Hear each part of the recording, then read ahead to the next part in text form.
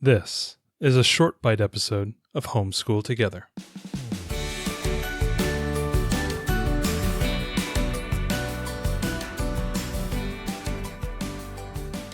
Hello and welcome back to Homeschool Together Short Bite Edition. Thanks so much for joining us. I know we were gone on Monday, but we had a family issue, so we welcome back on here on Thursday. If you could have a chance, we have a lot of new listeners. Make sure you hit the subscribe button in your preferred podcast application, whatever that might be. It's the best way we can get into your inbox every Monday and Thursday.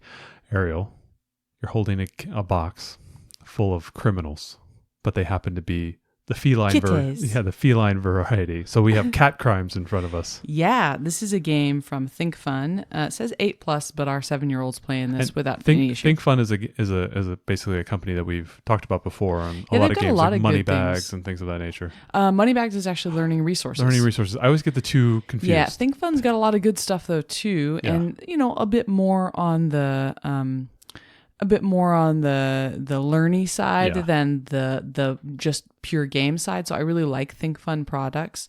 This is a single player game, and this is a logic game. We actually got this for our daughter for Christmas. So this is a 1-player game, and you have a series of cats who have committed some crimes. Tough criminals.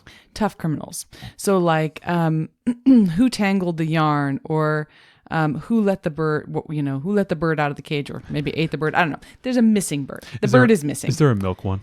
No, there's who spilled the coffee. Oh, there you go. Who typed this crazy nonsense on my computer and walked across my keyboard? Yeah. So there's basically who clawed me in the middle of the night on my calf?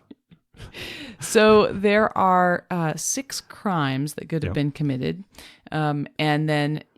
So you basically have a table, and around the table are 6 locations with this item, whether it's the shoes, there could be a who scratched the shoes, or the bird cage or whatever. So there's all these 6 around the table, and they're set up so that there's 1 on either end and then 2 on each side, kind of like a dining room table, essentially. Gotcha. This is a rug, not a table, but it kind of looks like that.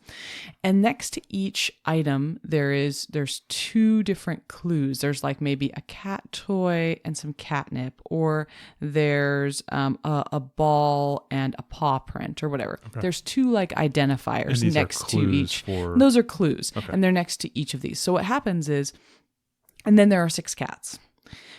So what happens is there's 40 different challenge cards, and on the card it reads you a little thing about, we need to figure out who's responsible for the missing bird. So you take a little token that has the empty bird cage, and you put it over the spot where the bird is on the rug, so you know where the crime's been committed. And then the card gives you a bunch of clues, and it's all a logic game. So they'll say like, who swallowed the fish? Oh, so they don't mince words about where the fish went. So then the cats all have different names, and the cats have different attributes. So you can read about the cats too. But so this is a beginner one I'll read to you. It says, Ginger was sitting in front of the bird cage. Okay, so we're trying to figure out who did the fish. Ginger's in front of the bird cage. Tomcat is sitting to Ginger's right. Okay. So maybe who's on the right or left. Let's see. Pipsqueak was sitting across from Tomcat. Mr. Mittens was sitting in front of a mouse cat toy. Okay. Now those clues that are on either side of the identifying spot at the rug, there's 2 sets of those clues. So there's 2 cat toys. Okay. In 2 different locations. There's 2 paw prints. So just because it says the ball doesn't necessarily mean it's that location. It could be one of 2 locations. For all of the clues, they all have 2 locations. And you're like trying to gather up these clues in order to deduce. Right. So you're basically trying to place each cat at the table or at the rug, so you can come up with who was in the criminal spot. Okay. And whichever cat was in the criminal spot is the one that committed the crime. So it's a little bit more advanced version of kind of like a Guess Who type of thing, where there's a lot more deductive reasoning. There's a lot more deductive. I mean, in the beginning, it's really easy, right? Who ruined the shoes? Okay, Mr. Mittens and Pipsqueak were upstairs sleeping, so they weren't even there. Tomcat was sitting in front of the catnip and the sock. There's only one location that has both of those clues. Sassy's sitting across from Tomcat, so you know exactly where she is. Ginger was sitting next to the fishbowl, and the way that the thing is, there's only one spot. And Duchess was sitting to the left of Sassy. So this is really good. It says left and right, but this is all logic. So that's like a beginner one. And so when you're playing this, you're reading these clues to our daughter. Right. And she's having to sit there and like wonder, Right. which And so one is she which. goes step by step and goes, okay, if I know this piece of information, Okay. then I'm going to put this cat here. And then I read the next piece of information. Obviously, your child could read this to themselves if they already know. So that was a beginner level one. Let me read you one of the expert level ones. Sassy was either sitting across from Tomcat or in front of a mouse, but not both. Okay. Pipsqueak was sitting 2 seats from a cat with white paws. Ginger is not sitting next to a cat wearing a bow. A cat with blue eyes is sitting in front of a catnip, right? A cat with stripes is sitting in front of a sock. And Ginger's sitting across from Pipsqueak. So as you get into the expert ones, what we found, we did one expert card. Actually, our daughter was able to get it. What you find in the expert cards is that the kids are going to have to make a guess. Sometime early on, they're going to have to say, okay, I'm going to guess that This one or that one. that this is this one. And then they're going to go through the rest of the clues. And maybe their guess gets validated and all the clues work. Or maybe at some point we get to our 4th or 5th clue and go, it doesn't work anymore. Okay, let's roll back and go back to that assumption we made and let's switch it to the other, one of 2 possibilities, and right? It's holding the various paths in your head and trying to figure out, okay, walking through each step. So Right. if you're into like a STEM coding type of logic, problem solving, this is a great game for a child who's looking to Right. develop those type of skills, or who you may notice that they're good at these type of skills. Right. I think this is really great Yeah. to help kids think through logic. We got a couple of logic workbooks that we tried with our daughter, and they weren't Yeah. great. They were kind of a little bit weird because Actually, like a lot of times, like not to say that they were difficult, but they were just so ambiguous that it was right hard or to strange, know. like they had different exercises in them where Yeah. it was like even us as parents was like, It could be that one, the way it's read, like the way the wording's, put Right. into the problem. I was like, I could choose either one of these. I don't know which right. one it is. Like if some of you have done Torchlight Pre-K and you've done the socks like pants thing, you Yep, know, that's you the book. know what we're talking about. Stuff like that where you're like, as an adult, I'm not sure how to interpret what they've asked me.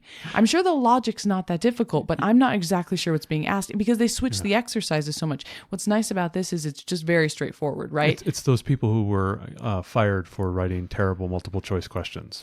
I mean, right. really, some they- of them are just like, They went on to write those books. yeah, I think that you're being purposely obtuse, right? We're engineers. We should be able to get this. So the Cat Crimes comes with a little book that tells you how to play, but it also comes with these suspect bios that tells you the age of each cat, the breed, the height, the weight, and they can be identified by either long hair or white paws or whatever. So when they say one with a bow tie, obviously the cats have pictures. You could just look at them, but you can also read their little suspect dossiers here and find out about them. So yeah, it's a really great game because it's not overly complex and it starts out from your very beginner levels. I think there's it might be 3 or 4 levels in the game. Let's see. Okay. 4 levels. There are 4 So different there's levels of cards. a lot of playability that you can come back to and replay and Absolutely. and move on. Yeah.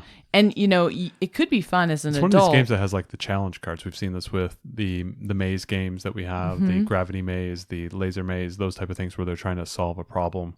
And I believe those are all Think Fun games. Oh wow! So there's a nice little comment. Yeah, I think those are all Think Funs. So, and same thing with Roller Coaster Challenge. That's Yep, another Think that's Fun. another So one. this is kind of a staple of what they do.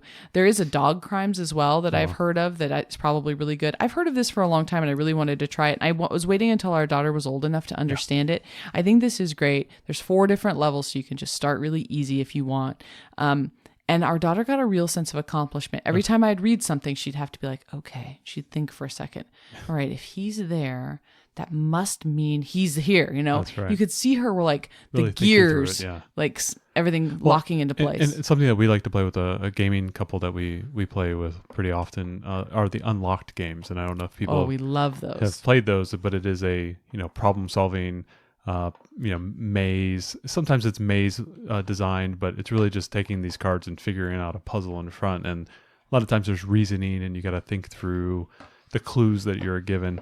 I have a feeling if we play enough of these that one day we'll be able to welcome her into those games. I think really Absolutely. soon. Yeah. I mean, those games, a lot of those games are about noticing things. Yeah. They're not purely about just But there's putting... a lot of the problem solving when you're trying to do the gears and the machines There and things is. of that nature. There's a pattern that you're trying I to love remember. these early Yeah. logic games. I think that they're really great as you just kind of work through, the games like Gravity Maze or Laser Maze or Yeah, Roller Coaster Challenge, which exactly. are all really great. And we have talked about all of those on the show because they're all great. Those are all Mastermind kind as of well. Mastermind. Those are all kind of spatial games. I like this because it's purely For our daughter, she, your child could either read and have to interpret, which I think is really great for comprehension and stuff. Or for our daughter, we're reading and she's got a auditory. She has to listen to it, process it, and then place it down. Also remember the steps and the patterns and the clues that she's been given. Right. So I think you could do this multiple ways. For, a younger child, you could say, okay, what I do, I read step by step, and after each step, she makes a decision. For an older child, I think it could be really fun to read them all. Yeah, right. And then say, and go, right? Yeah, right. They'd have to keep in their mind 6 different clues about, okay, so I'm keeping in my mind, I think it's there. You know what I mean? And then place it on the board. Yeah. That could be really fun too. I think that'd be a good challenge. That's a good way to play it. But our daughter really loved this. I think it's a great, simple logic game. If you have a 7, 8-year-old, I think this would play great up to 10, 11. I mean, I don't see any reason, or 12. I don't see any reason why it wouldn't play well. No. It's a fun game. So I think you should definitely check out Cat Crimes by Think Fun. Thanks so much for joining us today and making us a part of your homeschool journey. Please engage with us on social media. Join our Homeschool Together podcast group on Facebook and find us at Homeschool Together Podcast on Instagram. We'd love to hear your feedback, questions, and recommendations. Until next time, happy homeschooling!